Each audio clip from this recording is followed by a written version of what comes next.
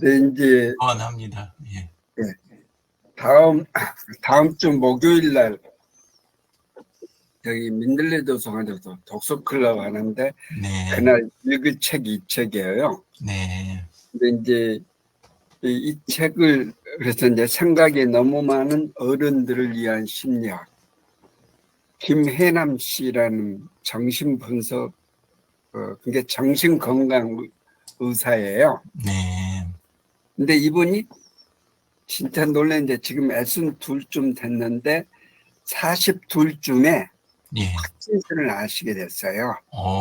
굉장히 일찍 저기를 하셨네. 네. 예, 그러니까 이분이 이제 결혼 생활을 하면서 시댁 모시고, 그러니까 아들 둘 키우지, 이제 의사니까 병원도 해야 되지, 또 시어머니도 모셔야 되지, 이제 이러다 보니까 워낙 그 스트레스가 심했는지 모르겠지만 하여튼 파킨슨 병이 걸렸어요. 예, 파킨슨 병이 특징이 그 수전증이라는 거거든요. 예, 예.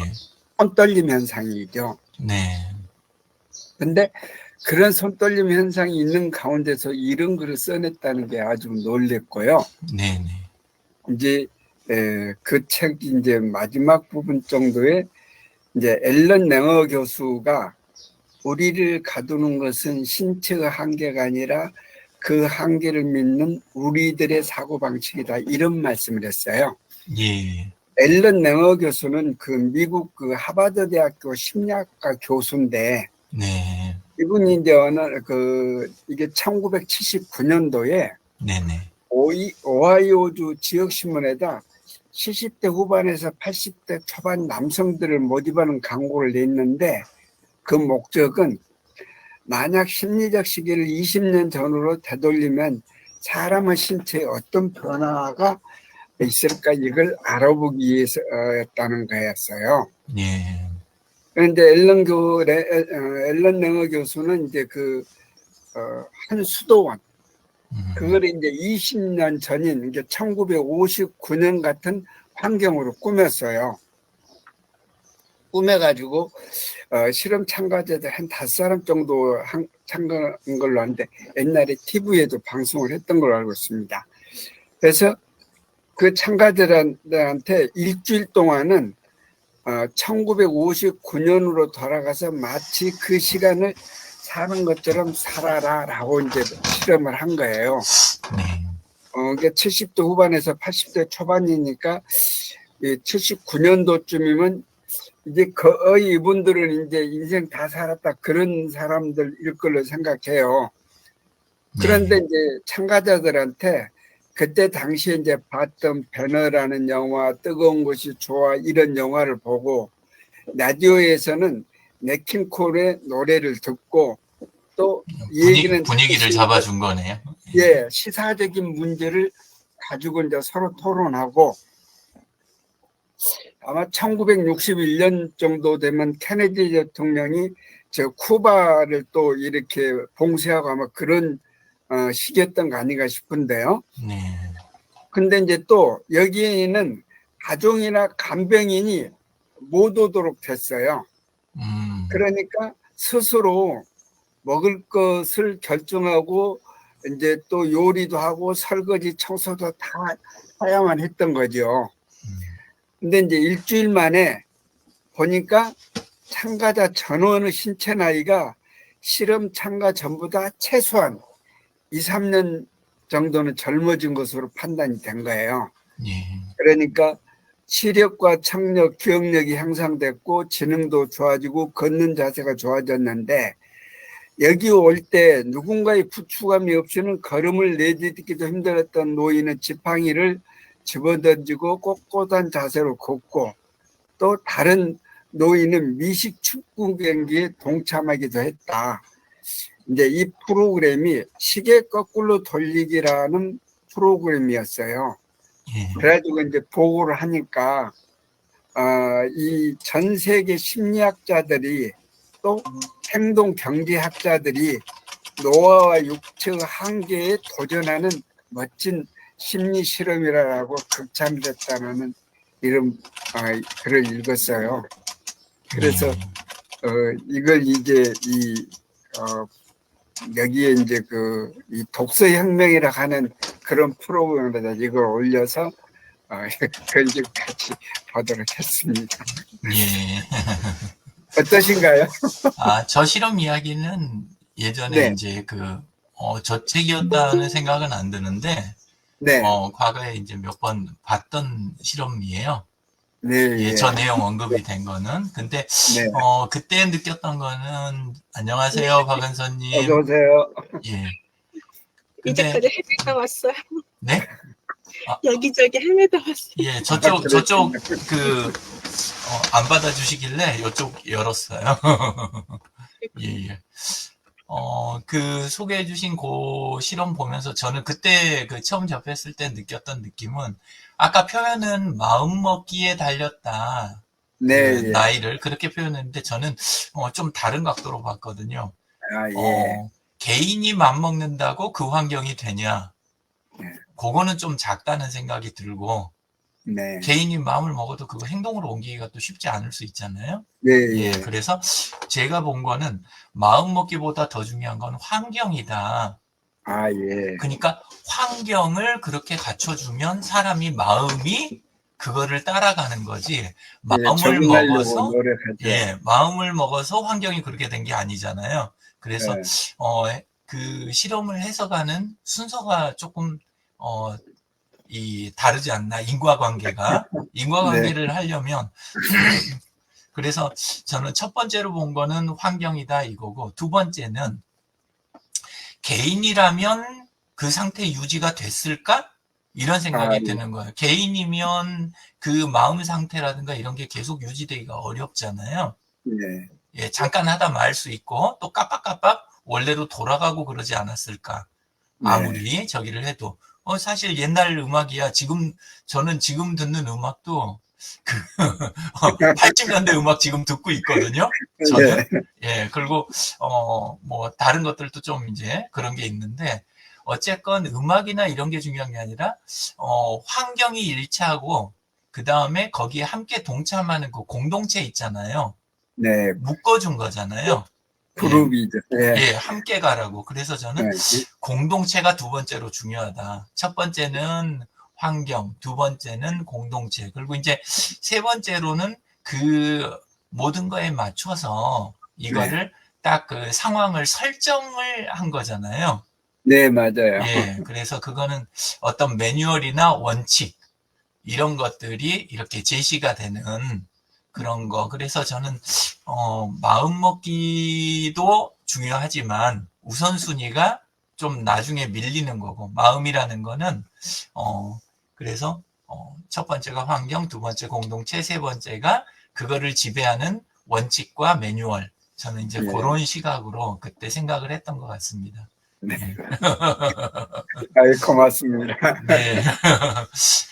뭐, 박은서님은 무슨 얘기 하는지 참 모를 테니까 제가 이 얘기했던 그 자료를 URL을 지금 여기 카톡 창에다가 채팅창에 올려둘 테니까 한번 이걸 보시고 나중에 이 얘기에 추정을 하십시오. 예, 됐습니다. 네.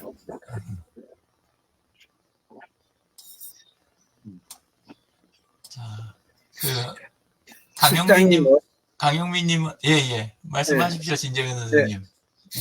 실장님은 어제 또 공원장님이 그 말씀하신 걸 또 자료를 멋지게 또 정리를 하셨더라고요. 하여튼 그 책을 또 이 밀리에서재 가서 읽으셨던 것 같아요. 네네, 읽었어요. 예, 예, 되게 좋은 책이더라고요. 예. 근데 어떻게 좀 뒷부분에 있었는데 빨리 찾으셨던 것 같아요? 목화를 이제 보니까, 예.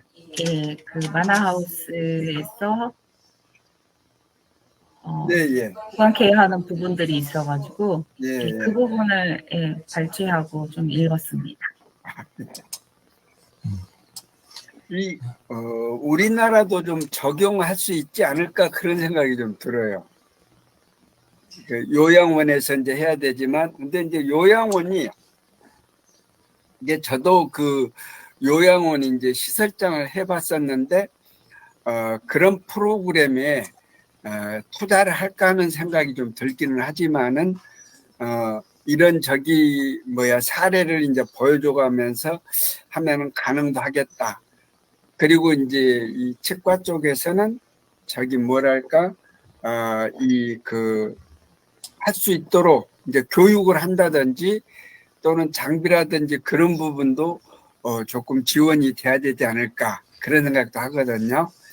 그래서 요양원이 좀 살 길을 찾아야 되는데 또 요양원 입장에서도 입소하신 어르신들이 오래 살면 자기네들 수익이 유지가 되기 때문에 할 것도 같은 생각이 들어요.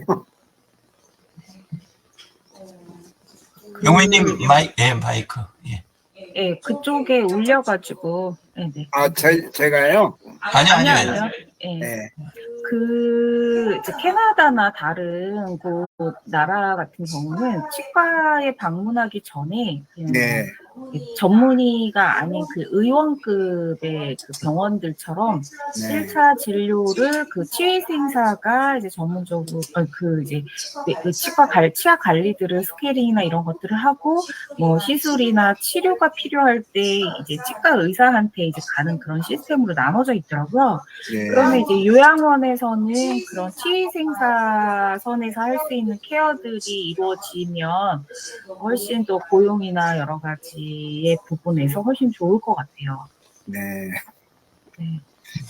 지금 그 요양원은 이제 간호조무사가 이제 그 의무로 지금 고용을 해야만 되거든요. 그렇죠. 그런데 그때 이제 그 간호조무사 대신 치의생사도 네. 대타로 근무를 할 수 있죠. 그래서 네. 그런 사람을 고용해도 그 의무 이행이 되기 때문에 아마 그런 데 있는 사람이라면은 충분히 가능할 거라는 생각도 듭니다. 네.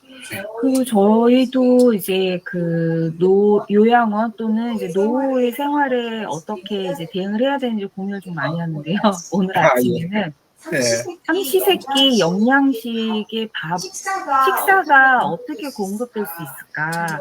그래서 지금 뭐 마련된 약간 좀 거창한 그런 실버타운만 그게 되는 걸까? 그래서 약간 활동이 가능할 때에는 그런 시스템들, 그러니까 노인들한테 이게 바로 이제 도착할 수 있는 그 실버타운에 입소하지 않아도 그런 것이 있으면 좋겠다 그런 생각을 좀 했어요. 가성비도 좀 있고.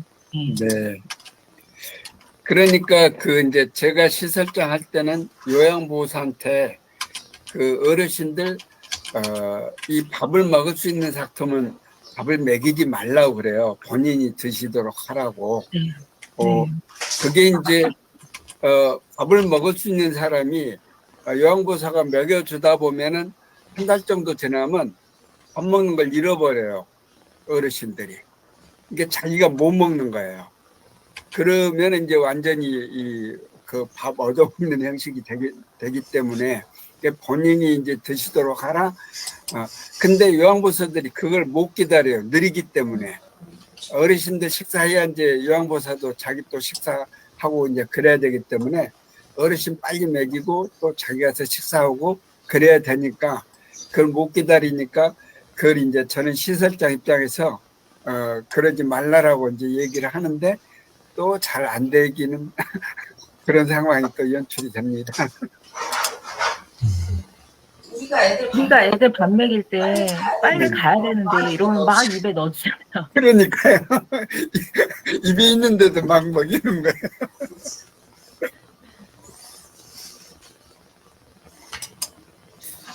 박 의사님은 예, 말씀해 주십시오. 예.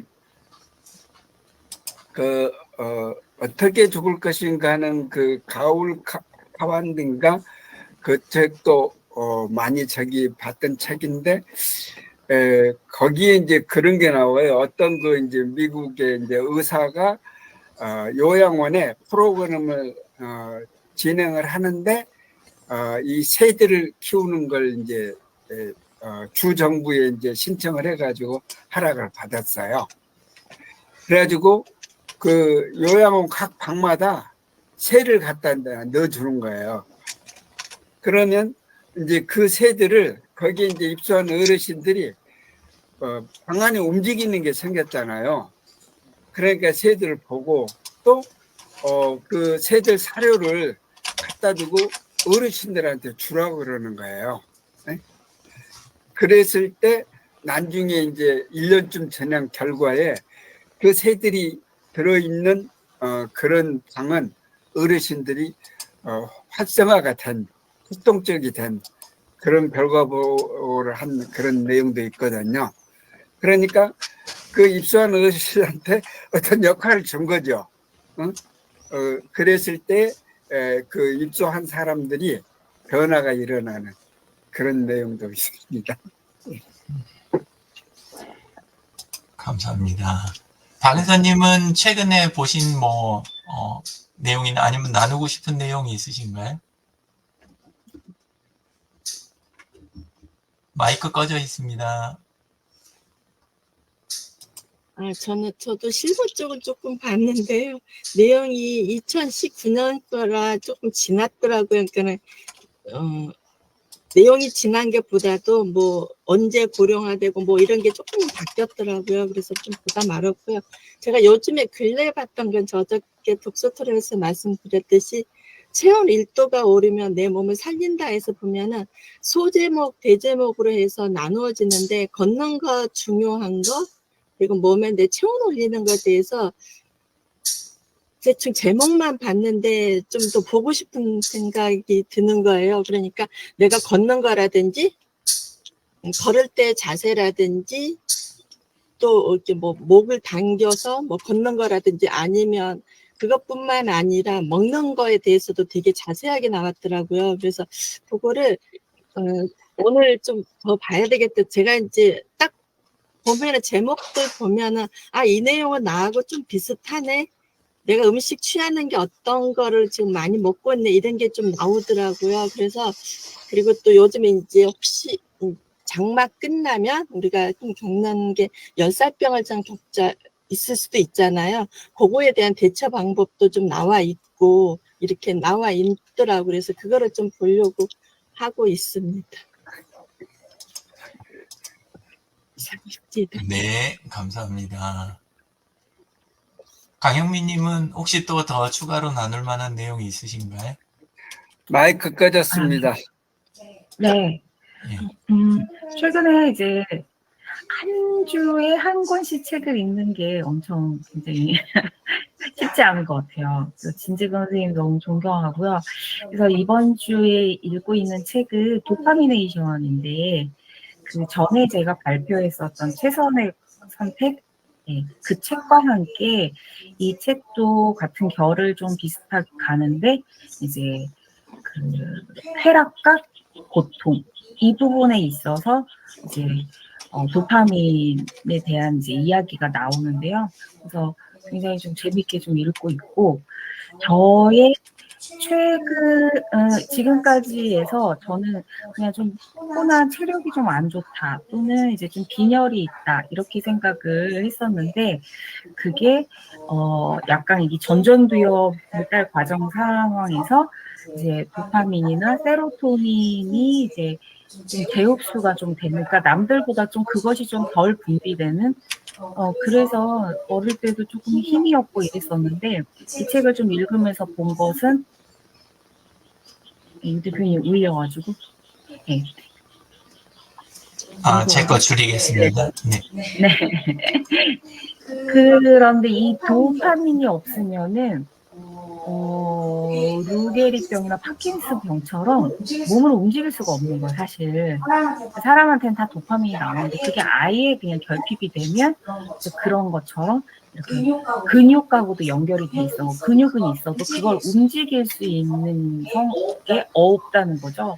그래서 제가 굉장히 이제 좀 아침에 굉장히 좀 힘들고 좀 시간이 지나고 좀 회복이 되고 이렇게 하면은 한 오전 11시나 12시 되면 이제 정신 돌아오고 이제 몸이 좀 활력이 좀 그나마 좀 생기고 저녁 7시, 8시 되면은 하루를 재밌게 보내야지 막 이랬었는데 나이 50이 다 되는 지금 내일 모레가 50인데 지금에서야 이게 그런 게 아니고 제가 다른 사람들보다 좀 그런 부분에 좀 원활히 좀 분비가 잘 안 되고 힘들구나라는 것을 조금 알아가고 있어가지고 되게 재밌게 보고 있습니다. 그래서 현대 사회에서는 이 쾌락을 너무 추구하기 때문에 정말 중독에 빠지고 도파민의 경험에 의해서 굉장히 어려움을 또 갖고 있는데 또 이런 또 삶의 그 고통이라는 부분에서 또 이제 해답이 있다고 하는 이 책을 지금 중간 정도 읽고 있습니다. 그래서 많은 생각들을 좀 하고 있어요. 근데 이 쾌락과 고통을 처리하는 곳이 같은 곳이라는 사실이 굉장히 좀 인상이 깊어요. 그래서 이 책을 쓴 사람은 스탠포드에서 그 정신분석학 교수로 일하고 있으면서 중독센터, 치료센터를 소장을 역임하고 있거든요. 그래서 이 책을 추천합니다. 그래서 쾌락과 고통의 이중주, 그리고 중독과 구속의 딜레마, 그리고 삼위기 시대에서 어떻게 균형을 찾는지, 그래서 고통을 마주보라고 하는 이런 부분들이 있습니다. 이상입니다. 네, 감사합니다. 책 제목이 최선의 선택을 하셨습니까? 최선의 선택은 저번에 제가 발표를 한 거고, 지금 이것은 도파미네이션입니다. 도파미네이션이고, 그 다음에 그 전에 이 소셜미디어의 중독 문제를 정면으로 다룬 그 넷플릭스 다큐멘터리가 있거든요. 소셜 딜레마라고, 거기에 이 NRA 스탠퍼드 중독치료센터 소장이 이제 출연을 하기도 했었어요. 네. 네. 감사합니다. 네, 감사합니다. 제가 관심 있게 본 자료 중에 하나가 요게 이제 문정부 때 사회적 경제 그쪽 내용에 포함됐던 부분인데 아까 이제 강영민님 이야기하셨던 고령층 그쪽하고도 연관 지어서 생각은 해볼 수 있겠다. 실제 내용은 그쪽이 아니에요. 예. 근데 이쪽은 어떤 방식이냐면 주택 자체가 주거 사각지대 해소를 위해 가지고 한쪽으로는 이렇게 주거가 조금 이렇게 비는 곳들이 생기거나 이런 부분이 생기고 고령층에서는 관리하는 능력이나 이런 게 이제 좀 저기가 되니까 근데 그걸 국가와 금융권이 같이 저기를 해서 여기는 대상은 주로 이제 사실 아까 그 고령층이 아니라 청년 대상으로 그때는 기획이 됐던 거더라고요. 그래서 4가지 방식을 여기에서는 이제 하고 있는데 하나는 토지 임대부 방식으로 해가지고 사회적 경제 주체라고 하는 게 이제 사회적 기업이라든가 협동조합 아니면은 자활이나 뭐 이런 데들 이야기하는 거죠. 그런 데 위주로 해서 지자체라든가 지방공사에서 활용이 안 되고 있는 용지 그걸 임대를 해갖고 사회주택을 공급하는 방식이 리츠형 토지 임대부 방식이 또 있어가지고 요것도 있고 그건 이제 점포주택 용지 형식으로 해가지고 하는 그런 토지 쪽 위주고 또 하나 이제 세 번째가 매입 임대주택 운영 위탁이라는 방식인데 요건 LH라든가 이런 데서 다가구나 다세대 주택을 매입을 해가지고 아까 같은 그런 쪽 그룹홈 같은 거라든가 요런 쪽을 운영하는 위주 있잖아요. 예, 그런 쪽에서 운영기관에다 임대를 해주면 그 운영기관이 이거를 이제 손을 보거나 관리하면서 청년한테 쉐어하우스로 재임대 이런 식으로 여기는 데 있어요. 그러니까 4가지가 다 사실은 청년들 대상의 원래 정책이었던 거예요. 근데 실제 지금 청년들 숫자도 그쪽은 그쪽대로 필요하고 또 하나는 아까 이야기했던 그 고령층도 지금 다 집을 갖고 있는 건 아니잖아요. 또 비용 때문에라도 또 줄여가야 되는 그런 입장도 있고 그래서 이 모델이 청년에 국한되지 않고 잘 다듬어서 진행이 되면 그러면 아까 말한 그런 부분도 해소가 되지 않을까. 그러면서 국가는 직접적인 1차 관리는 안 하고 이제 그 금융 지원이나 이런 것들을 뭐 법령을 정하고 이제 뒤에서 지원을 해서 이렇게 그 약간 그 리스크를 줄이면서 진행하는 그런 방식으로 기획이 됐던 것 같아요. 예, 그래서 한번 이 자료도 참고해 보셨으면 해서 이야기 드렸습니다. 예, 오늘 아침 시간 전 공중으로 날아가나 하고 좀 생각하고 있었는데 그래도 한 분씩 들어오셔가지고 같이 이야기 나눌 수 있고 그래서 참 좋았습니다. 어떠셨는지 짧게 한마디씩 이렇게 나누고 주말 시작하도록 하겠습니다. 진재근 선생님 어떠셨어요? 네, 오늘 또 이렇게 뵐 수 있어서 반가웠고요. 또 이렇게 30분이지만 좋은 정보를 나눌 수 있어서 좋았습니다. 이 사회주택이라 그러니까 노인복지법에 노인복지주택이라는 게 있거든요. 그거하고 좀 유사한가 그런 생각도 듭니다. 감사합니다.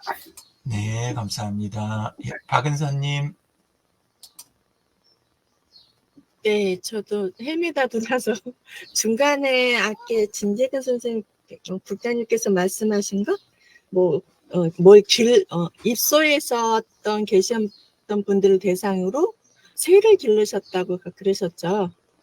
새를 근데 저도 새도 그렇지만 고양이 기르는 것도 있었고 식물 기르는 것도 있었더라고요. 예. 식물 기르는 거 보니까 정말 잘 기르신다고 그래도 저도 책에서 잠깐 본 것도 있었는데 동물이나 식물 기르는 것도 환경이 된다면 괜찮지 않을까 생각을 해봅니다. 물론 다른 분들의 일이기는 하겠지만요. 그런 게 감사합니다.